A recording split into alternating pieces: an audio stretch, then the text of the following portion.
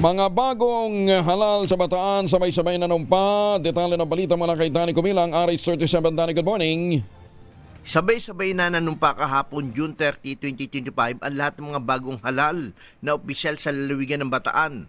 Mula sa gobernador, vice governor, mga bukal, kongresista, mga alkalde, vice alkalde, hanggang sa mga konsyal mula sa 11 bayan at sa lungsod ng Balanga. Ginanap ang makasaysayang panunumpa sa People's Center sa lungsod ng Balanga kung saan pinangunahan ang seremonya ng mga pangunahing opisyal ng lalawigan. Ang panunumpa ng mga opisyal sa probinsya kabilang sina Governor, Vice Governor, mga bukal at Congressman ay isinagawa sa harap ni Board Member Romeo Austria.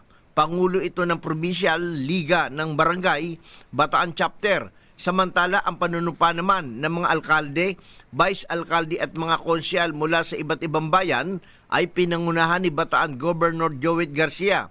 Sa kanyang mensahe, hinikayat ni Governor Garcia ang lahat ng bagong halal na gampanan ang kanilang tungkulin ng buong katapatan na may pagsunod sa batas at walang kinikilingan. Aniya, ang tunay na serbisyo ay hindi para sa sarili, kundi para sa bayan. Inaanyayahan ko kayong lahat na magtrabaho na may dangal, integridad at pagmamahal sa kapwa.